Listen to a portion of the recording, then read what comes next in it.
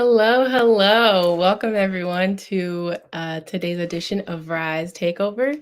I love to see my beautiful Israelite Rise women pop in. How are you guys doing today? Good, great. Good, awesome. So here on my left or my right, here's Miriam from the New Jersey branch. Yeah. Hi. uh, Below me, we have Rachel from the Atlanta branch. Hi, Peace, Rachel. everyone. Excited to be here.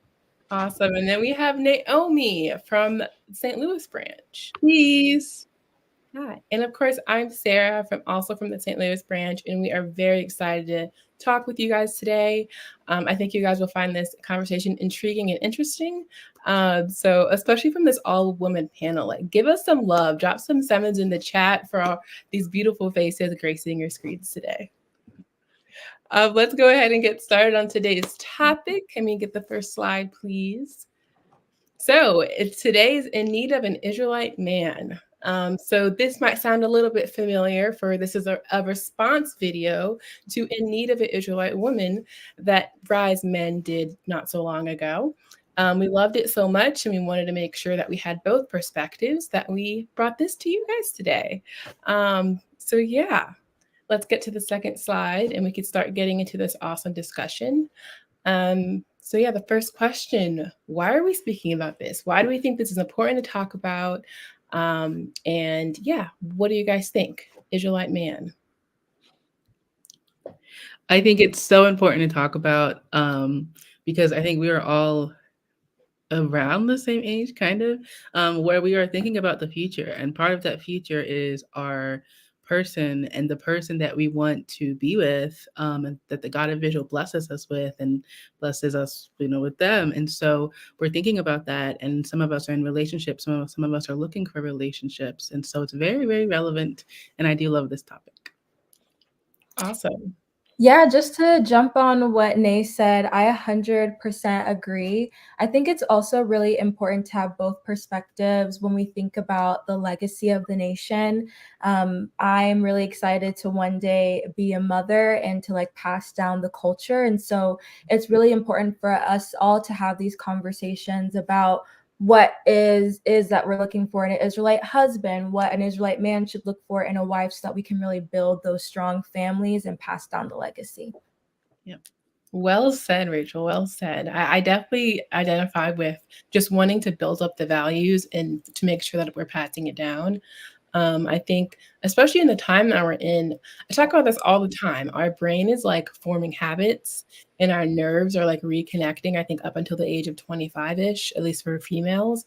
So I think now is the time to have these conversations and really dig deep and find within ourselves what the thing that we want to make sure we're having so that we can take that to our kids. So that's why I think now is a more important time than ever to talk about our culture, talk about our values, and talk about the thing that we're looking for in a partner, so that we can make sure our eyes is on the ball. In that I think also as an example for other younger girls that are not in the dating age, but are kind of thinking about that and looking at us as examples, that's really important just to talk about and have out there in the open. Yeah, for sure. And I think this is a really important reminder, at least for all of us as well, just to make sure that our standards are still there, and to kind of do a check-in and make sure that we're all on the same page when it comes to the fact that we need to keep our standards high, and these Israelite men need to check our boxes. We're not just gonna, go with any sort of riffraff or whatever. Check my boxes and you gotta leave, bud. So Oh my gosh. sure that we need to make sure that we're keeping each other in check, but also our Israelite counterparts in check as well. 100%. I have a whole list of standards. So if it was a Google Doc, it'd be like 20, 25 pages of just bullet points of standards that you're right, that we need to keep people in check with ourselves. Also talking with the girls, making sure we keep each other in check, and that the men out there know kind of what we expect as well. Exactly. Yeah, and I'll say I really love where this conversation is going, because I feel like women are so powerful, and one of the most powerful choices we can make is who we decide to marry and procreate with. So I think this is going to be a really juicy topic delving into all of that. So I'm excited. Awesome. And with that, let's go to the next question, please. So, right, the question of my life right now. Why is it difficult to date in 2024, in 2023, in 2022? Why has it been difficult to date, especially in our perspective as Israelite women? Of course, that's how we show up in the world as our identity. So I don't even need to say it. It's just us being a woman. Why is it difficult for us to date? Why do we think that? It's very difficult. I think it's just like an age-old question. I think also people that are watching, if you have an answer to this, please put them in the comments because I'm also looking for this answer. But if I were to think about it, I would say that there are so many barriers when it comes to finding someone that matches you or that is your kind of puzzle piece, because there's so many like fake people. There's so many ways to be disingenuous. There's so many options with the internet and social media that there's so many barriers to finding that person that it's just I feel like the leg of this journey is just longer and longer. And I think the people that have found their person are so lucky, because people spend like a lot of their like young womanhood looking for that person. That it's just difficult right now. And I wonder if it's difficult now more than it was even 20 years ago, even during, I don't know, our parents' age. I don't know. Absolutely. I think so. I think my parents, and I'm not sure if this story is shared with everyone, but my parents met in college and they've been together ever since. Well, I, graduated college a couple of years ago and I'm still looking. I think I think that comment that just popped up, there's no authenticity, cultural standards. I think all those come into play, especially when you think about how new social media is and how that affects our way of like how we look at standards and how we are thinking about ourselves. And like really, I think a part of getting ready for a relationship and being able to be successful in it is making sure that you are the person that you want to show up for in the world, and you have the confidence and the beauty and the brains, of course, but the confidence definitely to show up and to stand up for yourself and have those standards and stand by those standards. So if you're not right with yourself, then it's going to be very hard to find that person.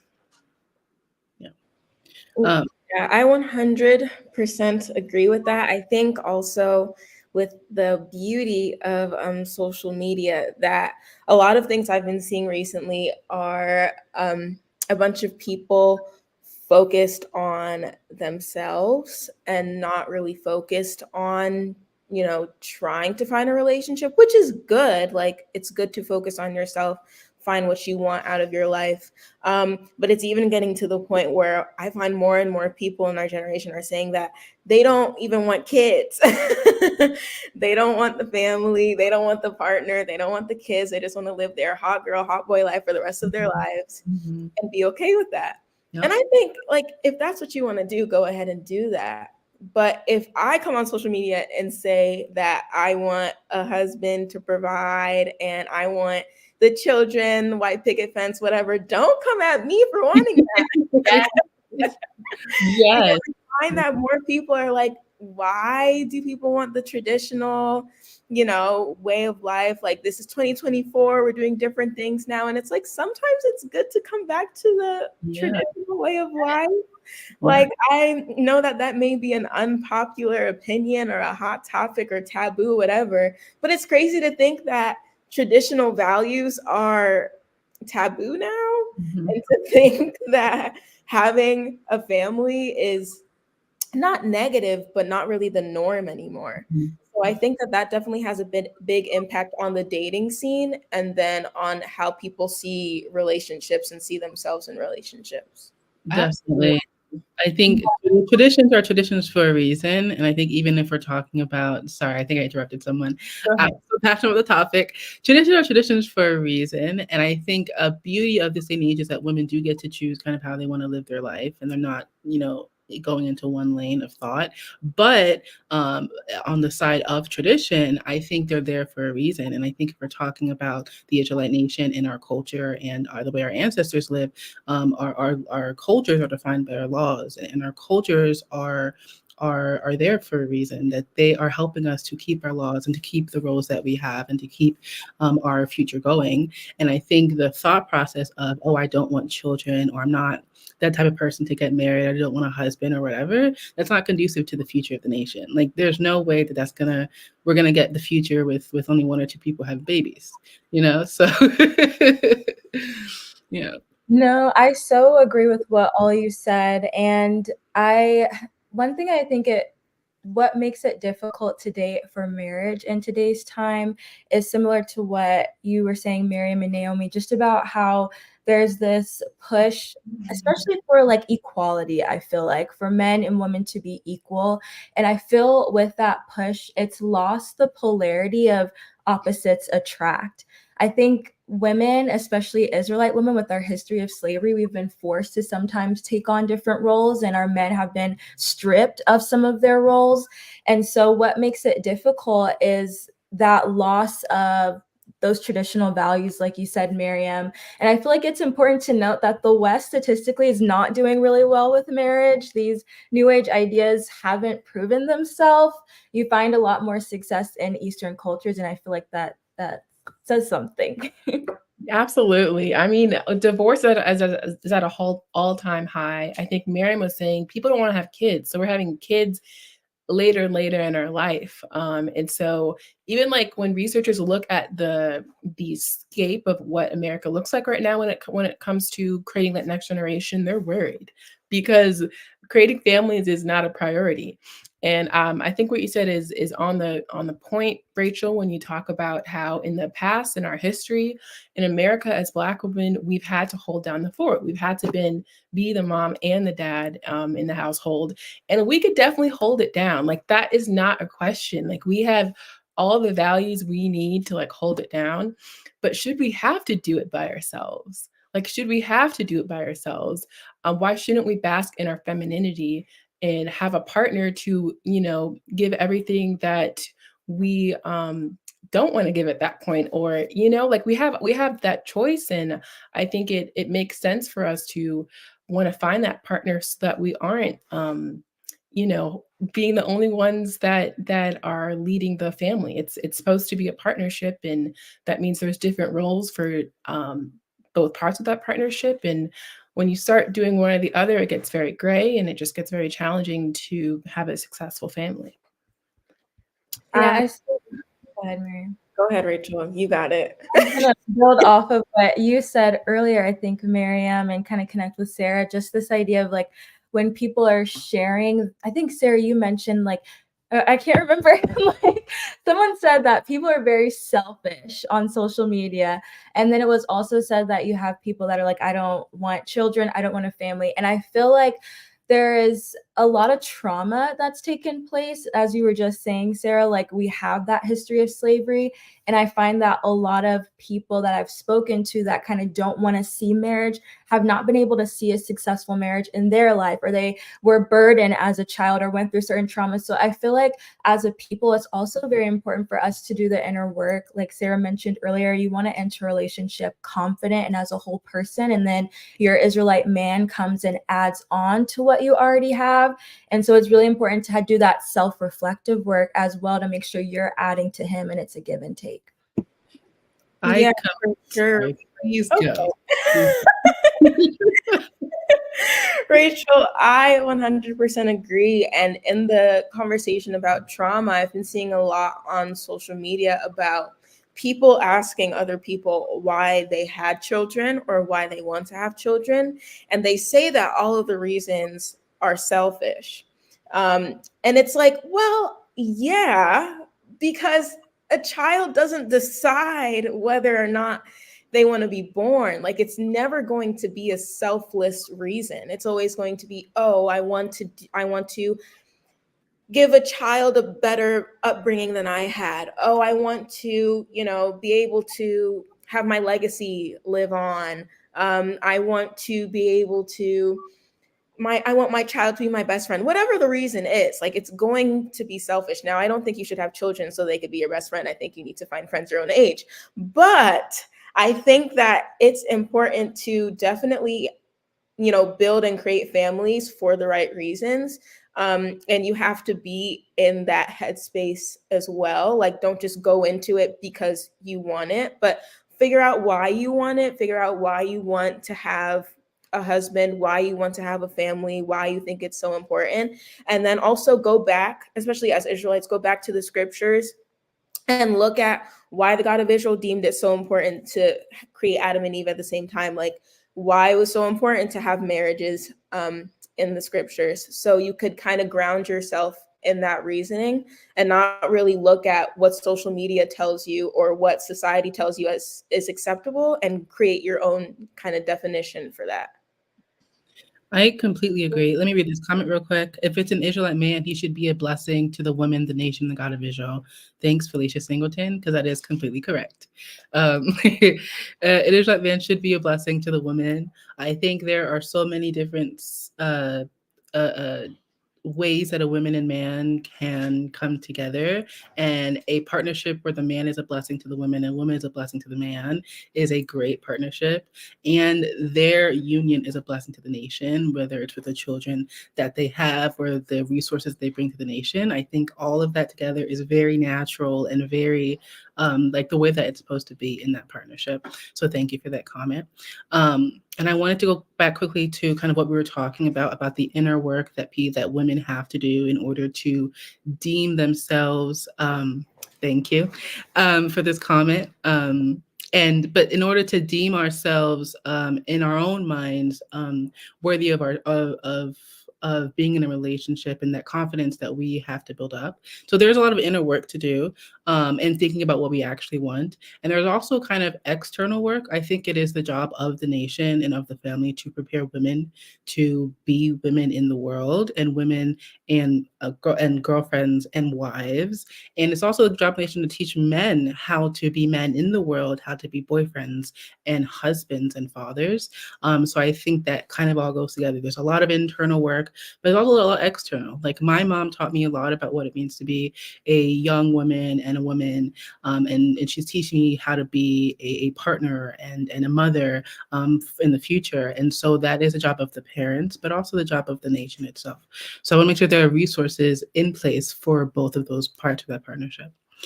And I'll read this comment really quickly. Society teaches us men's role is to provide and protect. In Israel, our father provides and protects. Our role is to serve and obey him. Similar to our father, providing and protecting will come naturally.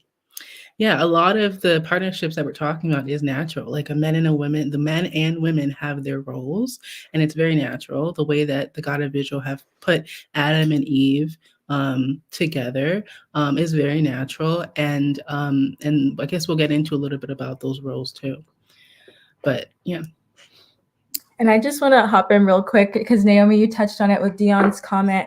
I love that statement. I think as Israelite men, the idea of providing and protect should be something that's prideful to you, because I think we're going to get into Genesis later, but it's like, Israelite men, like, you were made in the likeness of our Father, and our Father is a provider and protector, as Dion said. So there's a connection that comes with that. There's like a sense of pride. And so I love that was highlighted as well. Absolutely. I feel very connected with you guys and sharing our opinions and pushing this conversation forward. So let's get some sevens in the chat if you agree with what you're saying. Like, comment, subscribe. Make sure you're continually part of these type of conversations, because as we keep saying, it is so important for us to think about it and have these conversations as a nation, especially as we're building and nurturing the next generation. So yeah, and with that, let's get to the next slide, please. Right. So why is it important that we marry an Israelite man, and what are the obstacles that stand in the way? Go ahead. It is important to marry an Israelite man. I think it's difficult in this day and age to do so, because we are not, especially if you're in a smaller branch, not necessarily surrounded by Israelite men. Like, we don't have always have the pick of the litter, if that makes sense. Like there aren't a lot of us, and so therefore there aren't a lot of Israelite men like directly. Like I'm in St. Louis. There's my brother, and other people that are in different stages of their life that aren't like that I would necessarily marry or date. And so I think that's a huge obstacle.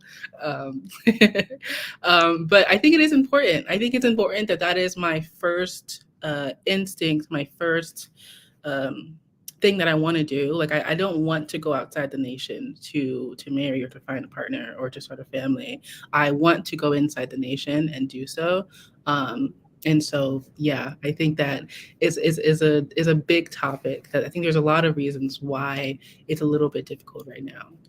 Absolutely. And I agree. I don't want to go out the nation, but it's also a balance, right? So it's also, I personally do not discourage dating from outside the nation, especially because the context of why we are here today is because of our punishment. And so part of that is that not all of our people's eyes are open. And as we remember, especially as women, we are wise and we are knowledgeable. So I say that as a bouncing off point to teach our culture, to teach our tradition, and make sure that the people that we are bringing into our family know who they are, so that we could have a strong Israelite family, and making sure that that person comes into the fold and becomes part of our Israelite nation. I think that's a very important role we can play as women when it comes to selecting a partner and someone to share our lives with. I completely agree. I think that it's important to have an Israelite man, because we're talking about keeping the culture, right? You never want division in your household, especially in that sense when it comes to who you serve, because you can't have an unclean house and serve the God of Israel in that house, and children do Christmas, children do Passover. Like that can't happen. You can't serve two masters, can't serve two gods. It's not happening. So in order to keep the culture and have our children serve the God of Israel and generations after generations, you need to have that unity in the household. And if it's not with an Israelite man, then that unity will not be there. I'm sorry to say. So, I mean, he can support you and he can love you enough to support you, but not, come into the fold. But at the same time, like there isn't that oneness and that unity that would be there across all levels of life, physical, spiritual, mental, emotional, all those things, because there's that barrier between your relationship with the God of Israel, your relationship with your partner. So it's really important to have an Israelite man, so you can have that unity and show future generations that it's possible to bring people in. Like, if you don't have the people, you don't have the people. So bring them in. And it's possible. Like my dad brought my mom in, and that's how I'm here. Like our parents brought our other parents in. That's My how mom we're brought my dad in. Exactly. So if we look at that as examples, then we know it's not impossible. And we even see examples of that in the scriptures as well. So we know it's not a thing that can't happen. We just have to be strong enough in our faith, be strong enough in our zeal for the God of Israel to show that to someone else and have it bring them in. And that's why I think it's so wise that, especially the nation, we start dating when we turn 21, because I think we need those 21 years to become strong in our culture and our traditions, so that in the face of when it comes to dating outside, that we can show them what it looks like to be a true Israelite woman. I think that is so needed, because especially when it comes to bringing someone in and showing them your culture, you cannot compromise. You cannot. You have to be the most pristine version of yourself that you can be, so that they see how strong you are in your faith. I think that's so important. Yeah, as you guys are talking, Miriam mentioned the idea of like unity and union. And for me, what I love about a partnership with a man, especially an Israelite man, is that sense of companionship that you have. To have someone just like cheering on your side, that you can cheer for each other when you're going through hard times, to have someone that can like fast on you, that has strong values, seeks after the God of Israel, and then can pass that down to your children, is why I think it's so important to marry an Israelite man, because you have a foundation built by the Creator. So I think that's really important, considering that marriage is not easy, especially maintaining a long one. There's ups and downs, and that's a benefit that you have. There's no greater feeling when you can serve the same God in any relationship, whether that's friendship, marriage, whatever it is. It's an unreal feeling. It's surreal. I love it. Yeah. Right. It definitely is. I feel like and we're going to go into it in a moment, when we talk about the oneness that comes from being married, it's going to be very hard to be that close with someone and serves different gods, or not even have them believe that your God exists. I think when it comes to values, our culture is a culture. It's the thing that we breathe in every day. And so there are many parts of it that are just not compromisable. Like, there's no way around it. Like, we have a very specific instructions and detailed laws and traditions that it's very, very hard to. Oh, thank you, Felicia, for the donation. Yes, definitely don't forget to donate if you're agreeing with what we're saying, and comment, like, subscribe, continue doing that, and contribute to the conversation. But yeah, I think it's I forgot my point, but I think it's so important to have that unity between you and your partner. With that, if no one has anything more to say on that, let's get to the next slide. Let's continue this awesome conversation. So as we talk about what that looks like today, let's go read some scripture. Let's talk about what our laws say about marriage culture and family building. So let's go to the next slide, please. So as we mentioned, I think a couple of you guys mentioned, in Genesis is really our first idea of what a partnership should look like. And can we have someone read? We're reading Genesis 2:18 to 24. I can read. Awesome. And the Lord said, "It is not good that the man should be alone. I will make him an helpmeet for him." And out of the ground the Lord God formed every beast of the field and every fowl of the air, and brought them unto Adam to see what he would call them. And whatsoever Adam called every living creature, that was the name thereof. And Adam gave names to all cattle, and to the fowl of the air, and to every beast of the field. But for Adam there was not found an helpmeet for him. And the Lord God caused a deep sleep to fall upon Adam, and he slept. And he took one of his ribs and closed up the flesh instead thereof. And the rib which the Lord had taken from man, he made a woman, and brought her unto the man. And Adam said, "This is now bone of my bones and flesh of my flesh. She shall be called woman, because she was taken out of man. Therefore shall a man leave his father and his mother, and shall cleave unto his wife, and they shall be one flesh." Awesome. Thanks, Miriam, for reading. I think this is a great example of what the original intention of a marriage is supposed to look like. I think even the context is important. You see Adam here, he's doing work. He's giving names to cattle. He's establishing the foundation of our very ecosystem in nature. And that's a lot of work, especially as the first man.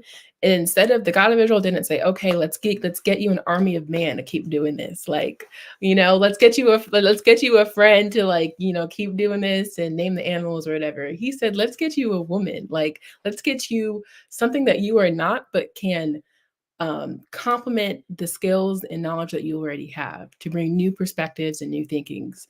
So you guys could do this together. And I love that the language of flesh of flesh, bone of bone, helpmate, like it's the ultimate partnership. It really is. Yeah, what stands out to me in that scripture is Adam goes about naming the like animals and cattle and everything, and then he names the woman.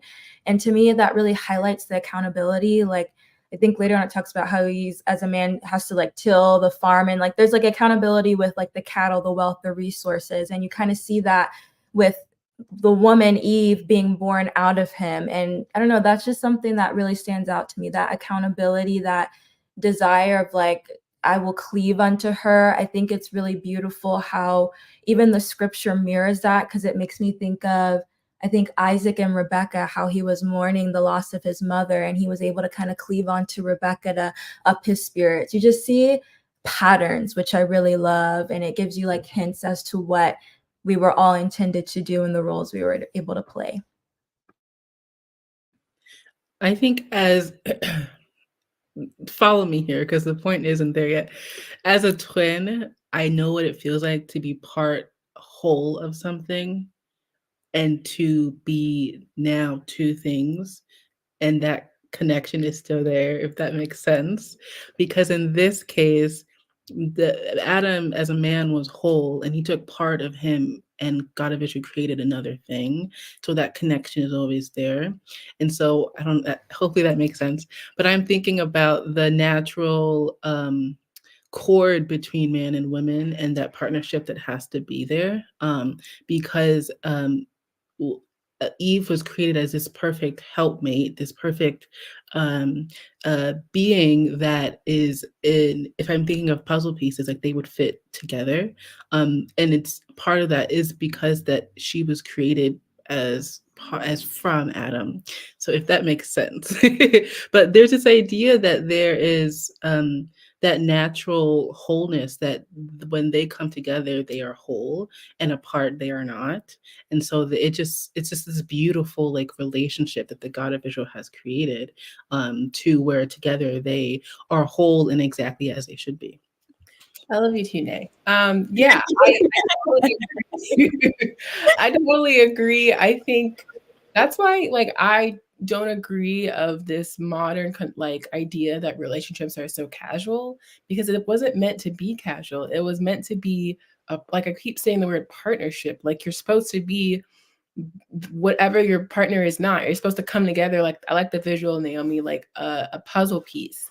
And you're supposed to fit in the right, places so you could grow and like learn together and take on this world together. You're meant to be with someone that complements all that you have. So I definitely agree with everything you're saying.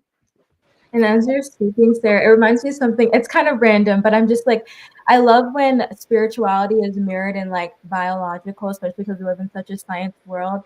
And it was funny because I was sending my mom and aunt this article. There was research done about how you can transfer your gut microbiome to other people, and spouses have the most similar gut microbiome. And so when you think about like this modern date culture, like there's a conjoining when you're in a relationship. It happens even on a biological level. And like part of that's kind of gross. Like, I'm not trying to mess with anybody else's gut health. Like, keep it over there.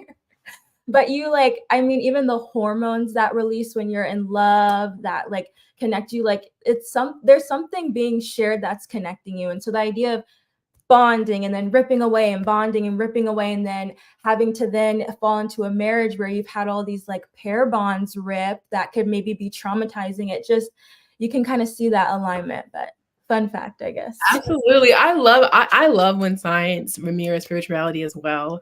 I love science, and I think, the God of Israel created science, so of course it's going to mirror his spiritual world as well. I'm losing my thought. Let me see if I can catch it back. Okay, so when you talk about couples and how they share microbiomes, right? Okay, gut health. Even when you think about it like visually, like couples that get together, they start finishing each other's sentences, they start mirroring each other's body language, start wearing similar styles. Like, there's something unspoken and like something non like physical about it. Like, there is a sharing, and like you are becoming one. Like that is just what's happening. It's not something that you could help, but that love hormone and the spiritualness of like coming together, it affects things, and it's very, visible to see as well. Another thing that I've seen on social media is when people say you don't want your partner to complete you because you already want to be whole. You want them to be an addition to what you already got going on. And I agree to that to a certain extent, because obviously, you don't want to go into a relationship, like I said before, like not having stuff figured out, just kind of whatever. But at the same time, like, I think there's something fun about that, like going into a relationship, not really like what's it called? I don't know what word it is, but I don't even know what I'm trying to say. Going into a relationship and you're not fully like complete with yourself, but you can kind of see yourself in your partner. I think that that's really fun, and how you can balance each other out. Like, you don't have to be completely whole, because then you have everything and your partner can't really bring anything. Like, he'll try to come in, but you're already whole. So it's like, like you'll kind of clash. But if you have your opposites, like you're not really great at this one thing, but your partner's really great at that thing, then you're able to balance each other out and create that kind of symbiosis or whatever it is, where you can get with each other and understand each other and have some sort of balance that comes with that kind of relationship. And I think that, Rachel, your point about and Sarah, your point about like partners kind of emulating each other after a certain point, like you kind of see like, oh, you weren't saying that a couple days ago, but as soon as I started saying it, you just started saying it. So I think that it's crazy how you're taking my terminology, but then they call you out too, and they're like, no, but you weren't listening to that artist a couple days ago, but I started listening to it, and you're like, okay, not too much. But I think that, you start mirroring each other. And I think that that is so cool to see how it was always meant to be like that. And it was never meant to be like, oh, I'm my own person, you're your own person. When we come together in some things, but like, we still do our own things. I think that it's so amazing how the God of Israel saw it fit for us to complete each other, and for us to balance each other out, and for us to be there to help each other, and for us to be there to be with each other. Like, we're meant to be with someone. That's why the God of Israel created us. He wouldn't, like Sarah said, he would have just given Adam a best friend. He didn't have to give Adam Eve. So I think that seeing the God of Israel work in that way, and seeing how he knew that we would need someone, and how that's still something that is true to this day, is just one of the wonders of the God of Israel. I definitely want to comment on, I'm sorry, I'm going to forget the thought if I don't say it. I'm going to forget, go on. I'm going to comment on what you were saying, Miriam, about how it's not necessarily true that you need to be a whole person to be in a successful relationship. I agree. And I also think you need to be a whole individual. I think that that's the part. I think what you're learning in a relationship is how to be in a partnership. I think those are two very different stages of someone's life. Because to even know, like, here, listen to this song and now it's yours, or like share a language, or share different slang or something, whatever it is we just talked about, you have to have it first. You have to have it in yourself and know and identify as that thing, so that you can share it. I think what the learning curve is you discovering what the world looks like with that person. And that's a beautiful thing, and you don't want to rush that before you know like who you are as a person. So that I think you could still learn that part in a relationship, but then you have to do it's a little bit more work, because then it becomes, okay, I need to figure out my individual time, so that I can figure out my individual time. And I'm also trying to figure out what a partnership looks like, which I think is common, and a lot of people do it, but I do think there's a difference in like what that looks like. I definitely have thought a lot about that the way that I do want to be as a whole person as much as I can, like Sarah said, as an individual, to be able to discover fully how I can be in a partnership, right? And so I think even that goes back to what Miriam was saying about mirroring. That's so important that you pick the right person to mirror with, because if you've done all this work on yourself, and the other part of the partnership, that man comes kind of halfway there, you are bringing that 70% and they're bringing that 30% to what's supposed to be not necessarily equal partnership, not all the time, but a more equal partnership, and so that I think that's so important, why we have to select the right people that have also done that work on themselves, that have been surrounded by healthy people themselves, that have helped them to have a healthy individual relationship, a relationship with the God of Israel, have done work on their spirituality, have know what their ancestors have did and done that work, and on their psychology and even on their physically self too as well.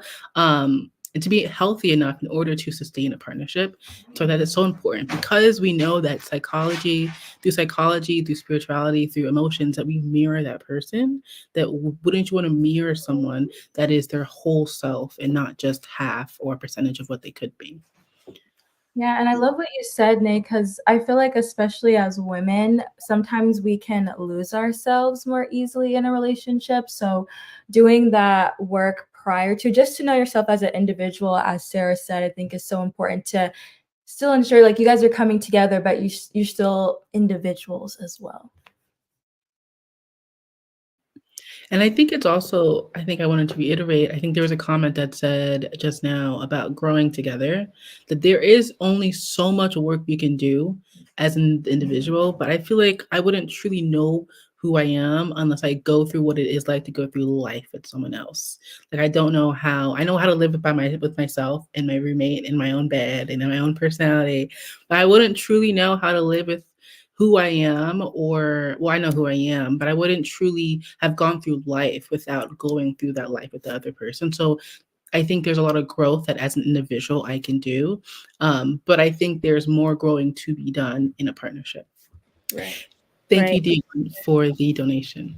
Yes, thank you, Dion. I think that it's so important to accept that you can grow in a relationship, and if things are changing, that's not necessarily a bad thing. If you're growing with your partner, that's good. If you don't want to be stagnant in your own life, why would you want to be stagnant in your relationship? That doesn't really make sense. So I think that it's important to look at your relationship and see if it's changing, to accept those changes, especially if they're positive. Like if they're negative changes and you're not really, sure if you want to continue, then that's when you have to have serious conversations. But if they're positive changes and you see that you're both growing as individuals and that only adds to the relationship, then that's something to accept and something to explore instead of shying away from it.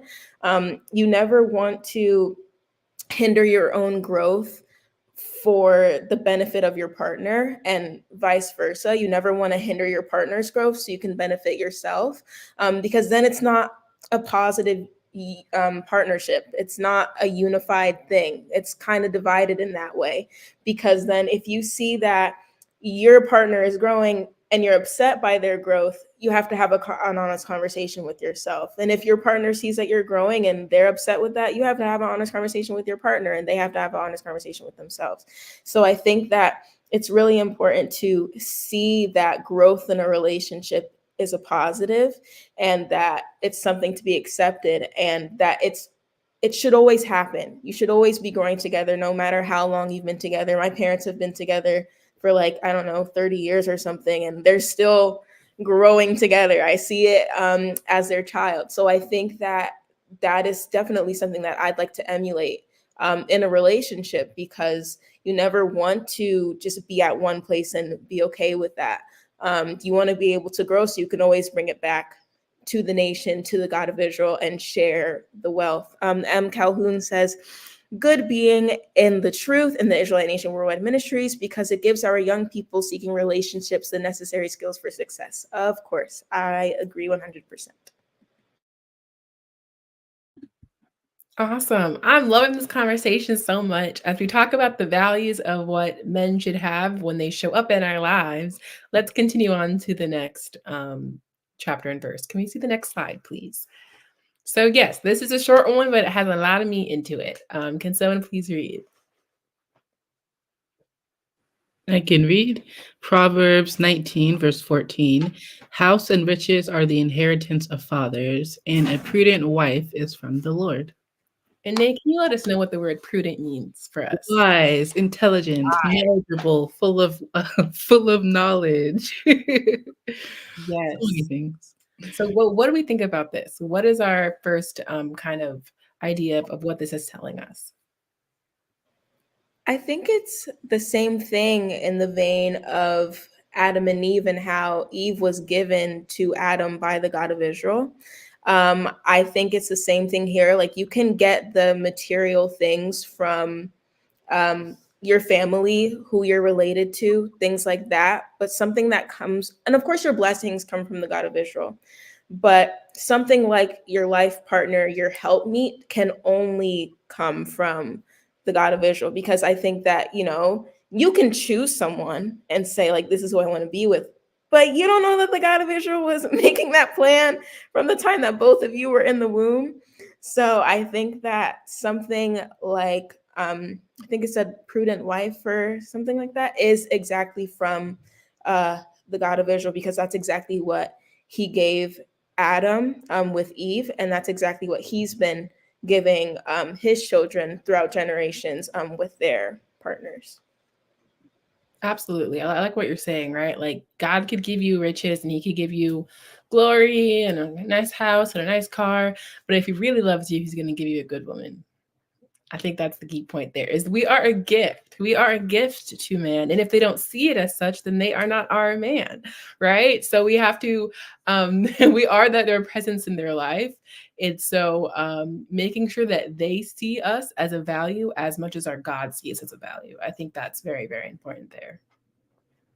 Yeah, and it makes me think of that quote. I might butcher it, but it's like behind every great man is a great woman. You basically hit the nail on the head, Sarah. It's like I just think about, the way that women are able to support their man and uplift them. And even just thinking about how a mother is with their child, like we innately have something that's just able to touch the insides of another person and just really elevate them. So having a wise helpmate, as opposed to a dumb helpmate, nobody wants a dumb, silly girl helping them out. That's useless. So I think that's a good call out as well. Yeah, I definitely agree with all of this. I love the word prudent. And I like that it says that because it's all encompassing with wise. And we're not just beautiful because we are, and we're not just great mothers or great partner, but we're wise. And I love that adjective of being prudent because it talks to one of the many facets of being a woman and why men should value and pick a wise woman. But also as wise women, we have to use discernment in order to pick the right man. Right? Absolutely. I 100% agree with that, Naomi. I think that, and going back to Sarah's point about the 21 years, I think that that's truly important to build that wiseness. Because if you're a 16-year-old girl, what are you wise about, babe? Like, you're not going to choose, you may not choose the right partner for you at that age, but when you've been able to grow by yourself and you've been able to see other relationships around you, then at that time, you're able to discern and kind of make decisions as to who you would want to be in your life, and what type of helpmeet you would need in your life. And at some point, a woman may not be wise and they may not be right for that certain man, but there comes a time where they gain that trait and they're able to find a man that can work with them and that loves them for that trait. So it may not come at that wiseness may not come at a certain time, but when it does, it's a beautiful thing. And I want to reiterate, I totally agree, Miriam. We have some smart 16-year-olds and 15-year-olds. We're not saying you're not smart. I think the point is you don't know what you don't know. And for the first 21 years of your life, the knowledge comes with age. That's just what happens, right? If you want to talk science, call me and I can let you know what's happening. But that's just what happens. Like every year, there's a more development in your brain and your body. So 21 is that right age where like everything is coming together and you finally like see yourself as a person, as a whole person. And so to be able to share the life with someone, as we are saying and we keep talking about, you need to be a person, you need to have an identity. So I think that is so important to point out the age maturity thing, because I think, as we said, we have cultures and we have laws that are supposed to be the defining principles for our relationships. I think also the relationship with ourselves. I think the God of Israel is so wise and smart in everything, because we have phases in our lives that are supposed to be that prepare us for the next phase. So those first couple decades, those first 3 cycles are supposed to be that preparation, so that we are learning who we are, learning what the God of Israel means to us, learning that relationship with our family, being prepared by our mothers and our aunts and our people in the nation. And then when you do that, then you are ready for, or supposed to be ready for a relationship, and then you put work into that relationship, and then you build that foundation, and a family comes from that. And so there are different phases that we're supposed to go to, that we should be really happy and glad that we have all this time in order to strengthen ourselves. Like, we should be building relationships with ourselves and with our family and with our spirituality during that time, that it's so important to have these phases in our life to help prepare us for the next phase. And to not rush it, right? Life is short. Like, we need to be able to have the readiness and be prepared for the next stage, because at a certain point, I mean, these years are just going to keep going by. So I think it's very important to identify which stage you're in and just try and learn as much as you can. Like, just be a sponge and absorb the knowledge from your elders and from the nations, that you can show up in the world as your true, beautiful self. That's our message for the young ones. So definitely. Right. I completely agree, Sarah. And I also want to say that this mindset definitely wasn't my mindset at 15 and 16, because it comes with time. Like, at that age, you may be like, oh, why are there all these rules? Oh, I don't understand. Oh, I don't like this. I don't like that. But at the end of the day, like, it's in place to get you to this place where you're able to, have these conversations and create that discernment. And you're able to look back and be like, wow, I'm so happy that at 15 and 16 or whatever, I wasn't doing what my peers were doing. And I'm able to look back and be like, okay, I did need the time to come to where I am today. I did need the time to build my mind to what it is today. And a man would, or a boy at the time, would not have been conducive to me coming to where I am today. Thank you for your donation, Albert Crump. It is very much appreciated. Thank you. And I think also, to that point, if we're talking about partnerships, there also needs to be that similar phase in the men. I don't think at 15, 16 men should be gallivanting around. Like, there is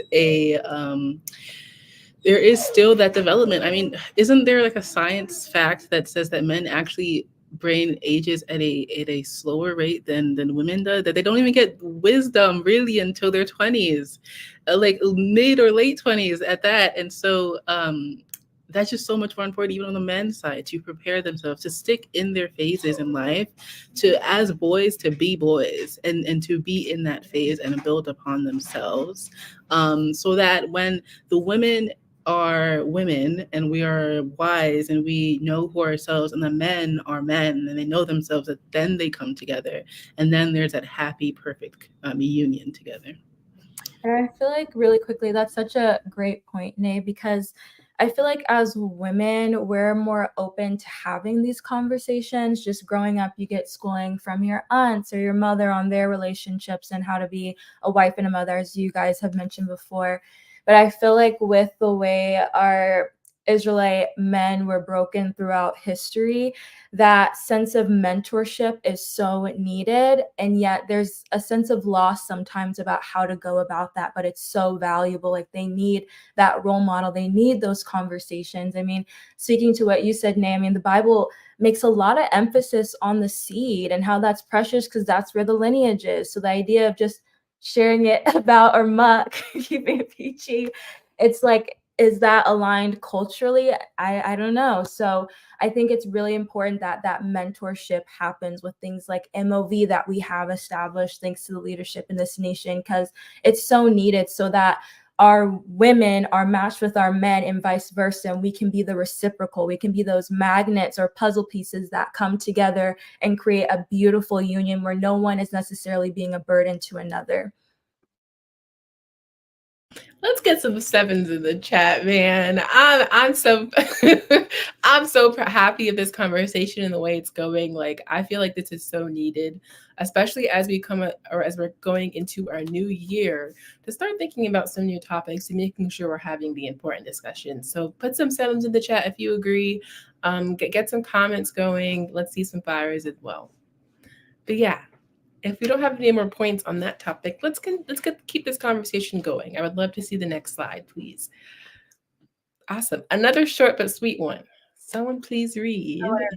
Because I found this scripture like a year ago and I was like, what? Like, I was geeking out about it. But it says, when a man hath taken a new wife, he shall not go out to war, neither shall he be charged with any business, but he shall be free at home 1 year, and shall cheer up his wife, which he hath taken. Happy wife, happy life, people. Exactly. This is where it came from. Like, come on, guys. Seriously, stay home. Stay home. Okay? You don't need to go anywhere. It's kind of like I don't know if you guys have seen those videos on social media where it's like when a guy gets like a haircut, don't go anywhere. Yeah. Stay home. You don't have to go anywhere. No. Come straight home from the barbershop. Exactly. You don't need to be going nowhere, babe. You could come right here. Absolutely. No, but I love what you said, Miriam. Like, the scripture is right here, because this was mentioned in the men's section. But the first year of marriage is reportedly like one of the hardest years. You guys are getting used to each other, or whatever. And so, like, the fact that it says in the scripture, like, he's focused on cheering up his wife, like bonding, like creating a strong foundation. I think it's so important. Like, we talk about culture. I think it's so important as a partnership, as a marriage, to establish, like, what are your values? What is the culture of your family? How do you want to go about amping your spirituality? Because when you bring forth children into the world, they're going to emulate their mommy and daddy. And so, like, it's just like the new age, like, gets so far removed, but then it just like ends up coming back and we're like, ha, you're right. Like, the science shows, even though it was already there. So I think that's so funny. No, I think it's so important to not only lay that foundation before you get married, but also have that conversation after you get married. Like, it's so important to be on the same page before, after, during the marriage, because you never want to be at a point where you're like, we never talked about this, and now we have to make this big decision, and we're on 2 separate pages right now, and no one is budging. So I think it's so important to have that constant communication in the relationship, but also make sure that that foundation is solid. So when things happen, you're unbreakable, you're unmovable, and you can move as a unit instead of you going one direction, the other going the other direction, and there being division. Because you, like we said, you never want division in the household. So the God of Israel made it so that the men need to stay home so that we can build that foundation, because it's so important.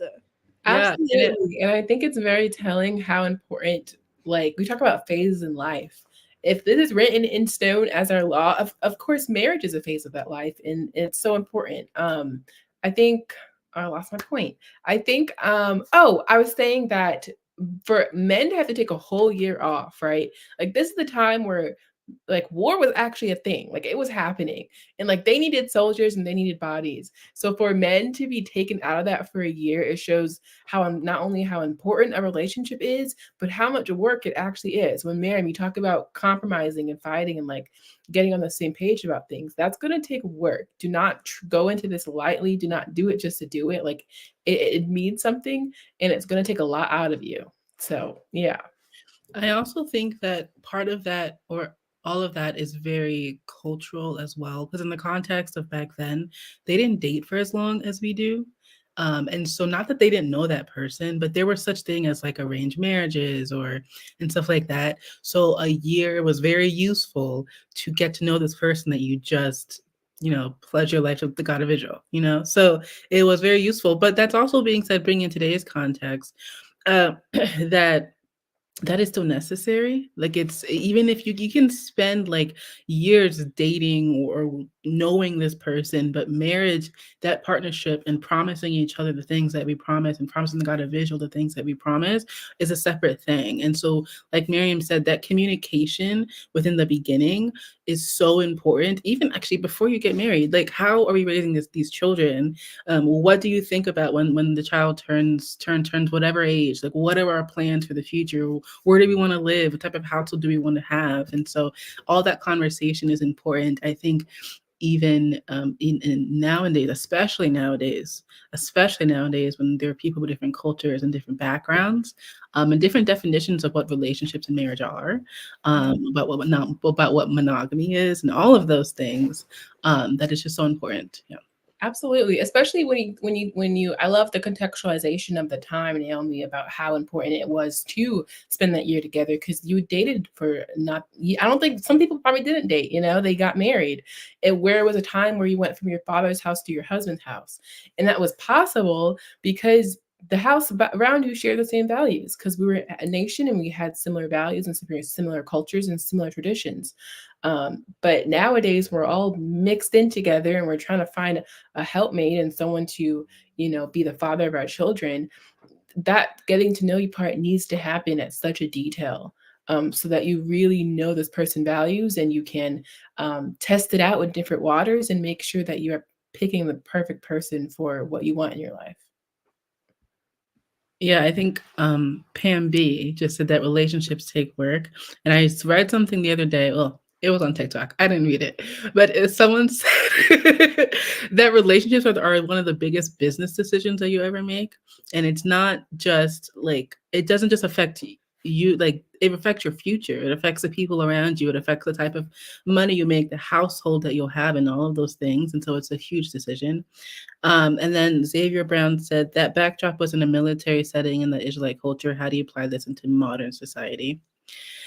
I think we were beginning to talk about how there's a shorter time span of dating. I don't even know if dating or the talking phase or any of those things were phases back then.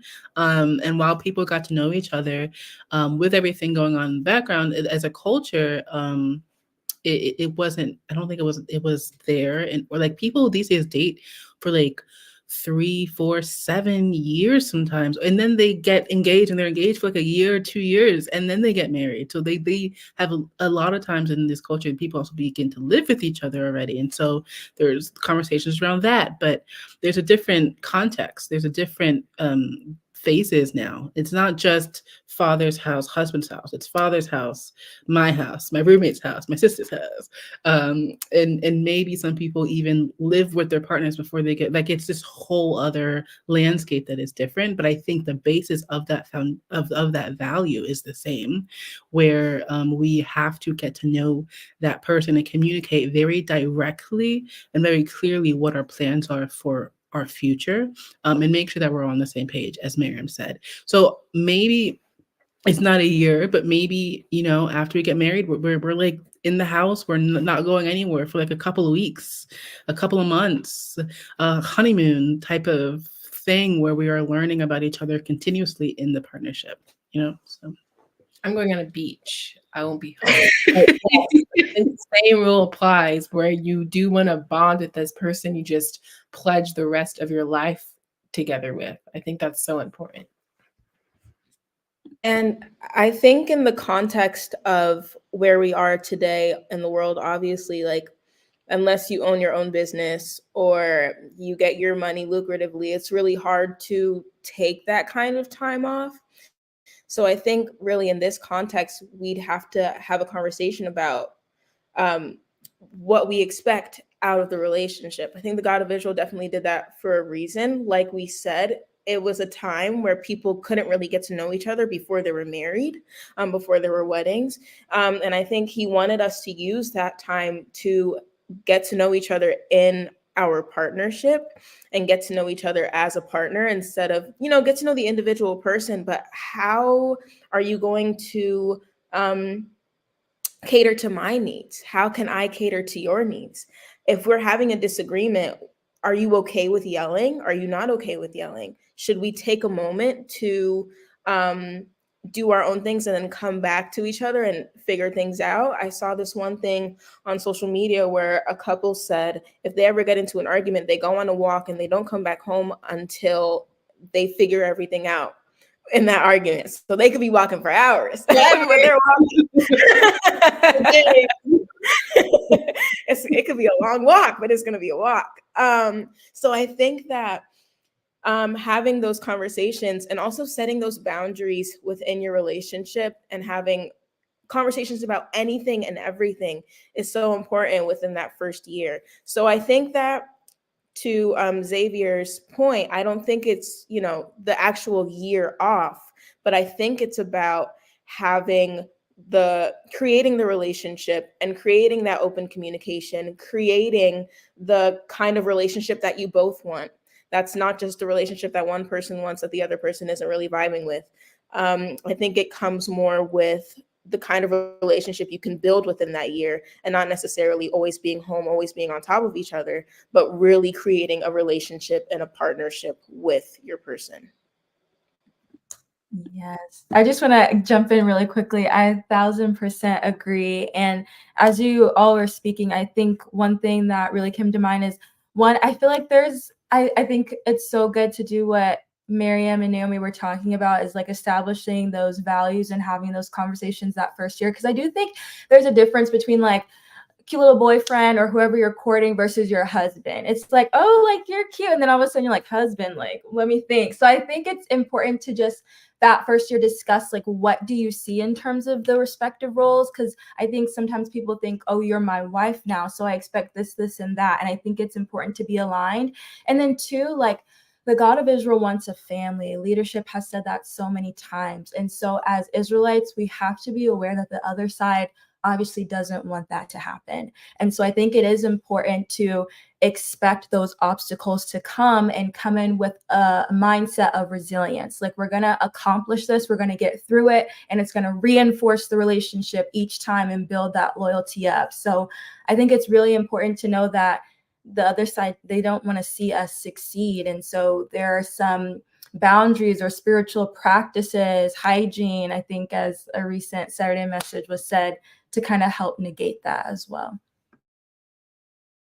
Absolutely. And as a transition to the next scripture, I think even when we talk about what makes it possible for back then for a man to take a year off from business, you have to have the support of your family and your community. Like, that has to be there. How are you going to support yourself during this year off? So let's go ahead and get that next slide going, and we could learn more about this. Okay, can someone please read? We're reading 1 Timothy 5. Yeah, I can read it. Okay, so it says, rebuke not an elder, but entreat him as a father, and the younger men as brethren, the elder women as mothers, and the younger as sisters, with all purity. Honor widows that are widows indeed. Oh, widows indeed, not windows, sorry. But if any widow have children or nephews, let them learn first to show piety at home and to requite their parents, for that is good and acceptable before God. Now she that is a widow indeed and desolate trusteth in God and continueth in supplications and prayers night and day. But she that liveth in pleasure is dead while she liveth. And these things give in charge that they may be blameless. But if any provide not for his own, and especially for those of his own house, he hath denied the faith and is worse than an infidel. Love that. I love that. Amen. There's a lot in there, but I think what is relevant to this discussion is, I think, when you look at a man, look at how he treats his family. Look at how he treats his mom, especially. There's a saying that if you want to know how they're going to treat you, look how they treat their man. Look how they treat their dad if they're a woman, and look how they treat their mom if they're a man, because that matters. How they view women in their life, how they treat their sisters and how they treat their grandmother, that's going to be how they treat you as the next woman in their life. I think that's so important to make sure you're with a man that values their family and takes care of them, right? Treats their elder like their father, right? Especially in the community of the Israelite nation where we have all these aunties and uncles. Like our family is huge and it's growing. So making sure that they still value their family and that they transfer that love onto you as well. I think I've always loved that saying of if the way that he treats his mother or his sister is the way that he's going to treat you, because that's what you're seeing as an example of a few years down the line, or after this honeymoon phase is over, the more they get to know me, that's how they're going to treat me. So I think that's so true. I think it is in the 8th verse, it said he hath denied his faith. Like if he doesn't provide for his own, if he doesn't see his elder as his father or his younger man as a family, that's not just something that's bad to do. It's you're in denial of your faith. Like that's something that's wrong at its very basis, and it's not even just like your blood, it's your spiritual family as well. Like you have cousins and aunts and uncles and mother and father and grandparents that aren't only blood but they're spiritual. And so I think that also is an indicator of the type of the relationship in the future, of how he treats the women around him. Yeah. And I love how everything is always laid out in the scriptures for us. Like there's no guessing when it comes to what the God of Israel wants from his Israelite people, especially his Israelite family. And I think it's so important to recognize the fact that this is always what he's wanted from us. This is not always what we've done as a people.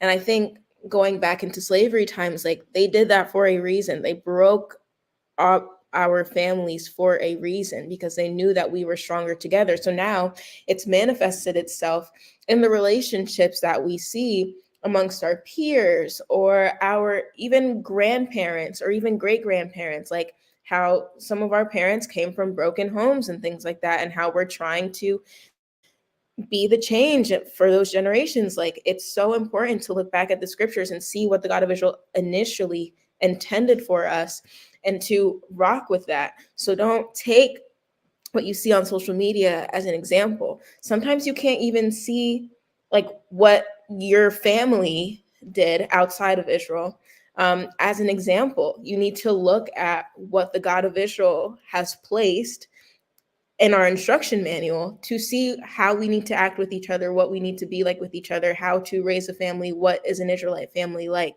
to understand the structure, to understand the familial roles, all those things. They're here. We just need to read it and follow it. But I think that this is a great conversation because it always teaches us to not look at what we see and not take what we see other people do as example or as law, and to always go back to home base and to always go back to the scriptures and what the God of Israel planned for us. Amen. Yes, chills. I think that is so true. The world has there's so much craziness going on in the world. There's so many different perspectives. To know what works for us and what aligns with our culture and our values, we just have to look at what the God of Israel intended for us. That is so right, Miriam. Now more than ever, honestly. So I definitely agree with that. And then just jumping off really quickly, I think with that too, it's also very important for us to consider the advice that we get from our community. Sometimes, especially in matters of the heart, we can get blinded by love or lust, physical looks. And so it's just really important to look around, see who the successful couples are, even who we can learn lessons from and get their advice, see what their opinions are and what you may be missing out on to have that family. Because we see it in our history, in the scripture. A lot of times, the woman was seeked out, especially for our patriarchs. And I think there is a sense of your family is going to look out for your best interest. And sometimes you don't even know what you don't know. And I think that should be something to consider as well. That's such a good point, right? We have elders for a reason. We have people that have been through the path that we have been through for a reason, so that they could pass on that knowledge and we could hopefully not make the mistakes that they made. And I think that's such a beautiful idea of taking the knowledge that you have made and developed throughout the years and passing that along. So definitely look to your elders and look to the people that have been where you are for guidance and for mentorship when it comes to, answering the hard questions.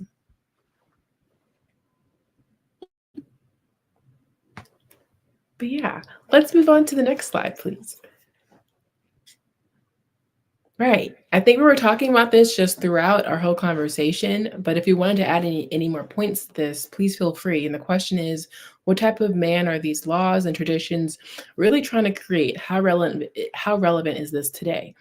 I think, even as Miriam was saying, this is the original intention that the God of Israel has for us and how a man should be in a relationship and in a partnership. So what characteristics can we then take from these laws and these traditions, and how relevant is that in our modern day society?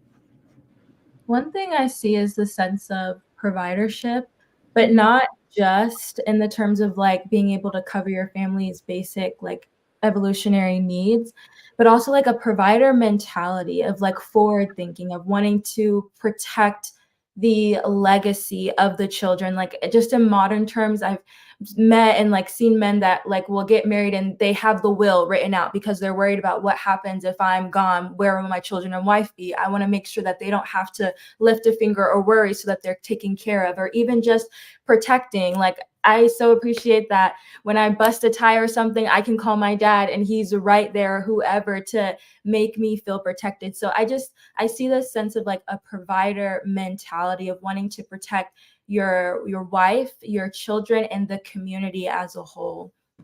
I 100% agree. I think there's nothing, to get a little personal, nothing more attractive than an ambitious, forward-thinking man. And I think, yes, right? And even when we're thinking about, we touched a little bit about, also a humble and loyal and dedicated man. I think that all kind of goes into one, like being humble and loyal and dedicated while being ambitious and being forward thinking, because those all kind of fuel each other.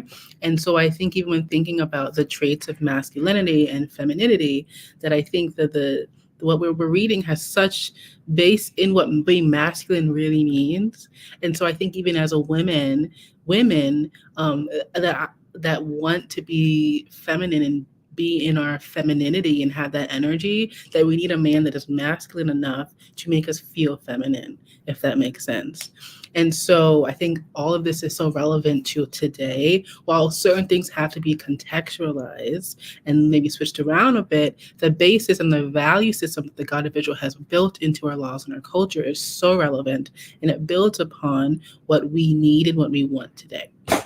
I love what you were saying about how the man needs to be masculine enough for us to feel comfortable being in our feminine power, or however language that you used. I think that is such a great point, like a true partnership there. And even when we think about what masculinity means, I think the world today, it portrays it as like non-emotional, non-confrontational. You're just like a wall. You're just a strong, probably have muscles, you're just like a wall, and you're there to just like beat on rocks or something. Like it's not and then anytime they show emotion, that's you're not being masculine. I think the Bible perfectly portrays what masculinity is. It is emotional, it is consideration, it's family, and it's love, and it's being ambitious and loyal.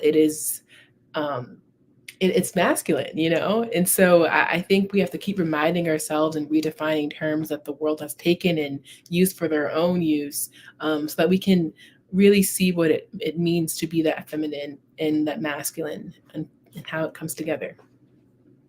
Yeah, and as you guys are speaking, it's just like that security that a man provides, it allows you to lean back as a woman. Like you're able to be more vulnerable. And I think I love what you said, Nate, because it made me think like as we ask our men to be providers, especially given our history, again, we have to be able to receive as well. I think growing up, so many times you're taught to be self-sufficient. And so you're like, no, I don't need to do this, or I can do this. But like, let him lead, be able to receive and lean back and enjoy that femininity as well. And just thinking about how to become the reciprocal of what we desire as Israelite women to get that provider man, we have to be able to receive and sit back and let him lead and feel comfortable doing so. I 100% agree, Rachel. I think being in this world, especially as a Black woman, the world looks at you as strong. You're able to handle anything. I can throw anything at you and you could take it and I don't care.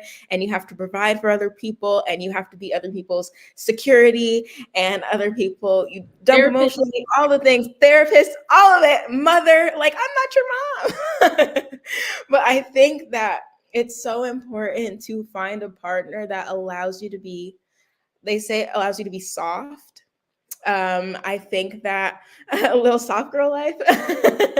I think that something I've seen a lot recently on social media is like girls saying, when I'm with my man, I don't even want to have to think about where I am, what I'm doing. He knows everything. Like a song could be going in my head and I could be running into the street and he needs to pull me back. Like I want to feel so secure, so good that I don't have to think about anything. And I think that that's what the God of Israel wants for us. Of course, as our women, as being a woman, we have a role to play for our household, for our nation. But when it comes to our relationships, I think that the God of Israel wants us to be able to be taken care of. And as well as he wants our men to be taken care of as well. And that's what a partnership is. It's never give, take. There's a balance to it. And as a woman, if you don't feel that security, if you don't feel that safeness in your relationship, then you may have to think about some things. But I think that that's really what the God of Israel wants from our relationships. And I don't think he was ever meaning to say that our men don't need to be taken care of emotionally or physically. But I think it's always been a sort of thing where he takes care of you, you take care of him, you take care of your children, you take care of the nation. It's all about taking care, protection, praying to the God of Israel together, waking up, going to sleep together, all those things to build the relationship. Because once it's too much to give, once it's too much to take, then it takes away from the strength of the nation and the strength of the God of Israel. So I think that, again, looking at these scriptures are so important, because then you can get back to your baseline and see, like, what is it that the God of Israel really wants from me as a wife, as a mother, as a sister, as a daughter, as an aunt, as an elder, to really see how we should be acting and how we should treat the other people, especially our partners, as Israelite women. I completely agree. It is really all about that balance and about finding a counterpart. I think Naomi described it as a puzzle piece, right? You could technically fit in that corner in whatever, but you don't want to be struggling to fit in that corner all your life. You want to be able to find someone that like fits you perfectly, so you're able to walk through it as one. And I love that symbolism so much of one flesh, because as we talked about today, it really is combining of values, habits, ideas, families, and all of that. And I think even as I'm talking, even the point of combining the families, making sure that they have a family that values you, and that making sure that they have a family that has good values, because how they grew up and how that man environment was, that's going to be what they try and recreate with the family that they have with you. So making sure that, you're doing a survey of where he grew up and what his values were and his foundations in that way. And I think especially now, because people come from different backgrounds, even if they didn't have that great of a background, that they've done the work to heal themselves psychologically, spiritually, and emotionally, so that doesn't impede on your relationship or your family. It's also the important, like they acknowledge whatever their background is, positive or negative, and that they're constantly working on themselves to make sure that they are ready for a relationship and to be involved with another person. Absolutely. I will say this for as long as I live. I have always been an advocate of therapy. Like that's a good sign if I'm dating someone that they went through the work to like really find themselves and making sure that they know what bad habits came from their childhood. Everyone has bad habits. That's just how it comes. Everyone has baggage, big or small. But it's the idea of that you didn't stop growing. Like you are continually learning from those instances so that you don't recreate it. A terrible facet of what it is to be human is that we get used to the environment that we're in, whether it's good or bad. And so when it comes to picking a partner and creating a new family, all you're going to do is replicate what you grew up because that's what you're comfortable in. So if they came from a negative family and things, people that didn't support him, whether or not he likes it, he's going to recreate that unless he goes through the work of like stopping that the habits that came from it, stopping the thought process that came from it, and making sure that he's creating new things that are beneficial to you and your family. And I think adding on to that, just thinking about the Bible, and it's like when you marry, on the flip side, like when the families are great, it's a beautiful thing. It's like the resources merge, and not only just like wealth, but it's also like whatever intellect, kinship, like relationship that his family members has, it now gets conjoined with you. And I think that's a really beautiful thing, and why it's also so important to do that work and to see what his background is, because when you join, that will happen as well. And go ahead. I think that a big thing that I've definitely learned growing up is that people like to say it's just them and their partner, but at the end of the day, it's really not. And as much as you would like for it to be, it's not. And if your family's not vibing with your partner or your families aren't vibing, that can create a lot of tension within the relationship as well. So I think it's so important to integrate the family and the community into the relationship. Of course, keep your privacy. They don't have to know everything, but it's important to integrate your family into you, who you are as a person, and for your partner to do the same, so that when it comes for those big conversations in marriage, the families aren't like, whoa, what are you talking about? We don't want that. We're not ready for that. But if everyone's on the same page, the community's on the same page, then it could be a more free flowing, they trust you, you trust them, great relationships all around.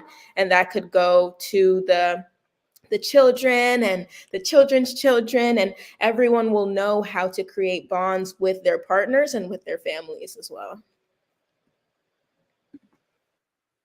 Absolutely. Absolutely. I think this is all so important to keep in mind because I think very much of the theme here is do not take this lightly. Like put in the work, making sure that you're choosing someone that fits your values and that you're being honest with yourself, so that you can create a real, true Israelite relationship. I think that is so important that we continue to have these conversations, continue to pass this knowledge down to the generation after us, and get wisdom from the generation ahead of us, so we could create a unit when it comes to a shared value system of Israel in that culture. Any final advice or any final thoughts and comments as we close today? I'll go. I think it's really important as Israelite women, because we talked about, depending on what geographical location you are, the challenges, it's important to remember that you being an Israelite is not a disadvantage. It's your greatest asset. We as Israelite women are extremely powerful. Men love them. A little bit of mystery, okay? When you say, oh, I can't have that, I can't eat pork, he's gonna be like, what? Can I find out more?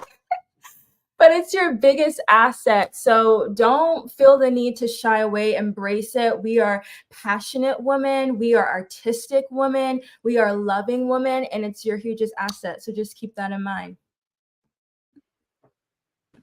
I think as we think about the relationships that and partnerships that we want, it's so important as a final thought to look inward and do that work and making sure that your partner that you select has also done that same thing. That we all of us around, no matter man or woman, has the resources and capabilities around them in order to know what a healthy relationship looks like, and that we are choosing people for us that match us and are able to make us as strong as possible together. And so I really enjoyed this conversation. I think it's something that we're all thinking about a lot as we're in different phases of our life and getting into newer phases. And so I really want like a part 2 to this. I want to expand more on all of this, the dating world, and really break it down. But yeah, I'm really excited that we did this. I absolutely loved this conversation. I did not want it to end. I'm so sad that it is. But I think that's something that is really important to remember, is that you should be a blessing to your partner and your partner should be a blessing to you. It should never be the kind of thing where you're giving too much or they're giving too much or you're not growing together, because once you're blessings to each other, you can be blessings to the nation and then bring your blessings through your children, and the children can bring it to the nation, all this stuff. So think about how you can be a blessing to your partner, how your partner should be a blessing to you, and how you can grow together as a unit and bring that unity back to the nation. Mic drop. Like, I think we've said all that we need to say at this point. I think you dropped some gems.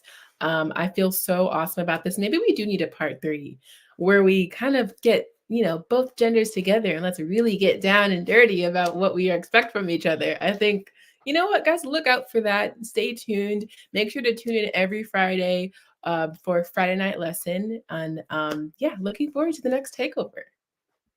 Peace, guys. Peace. Peace, everyone.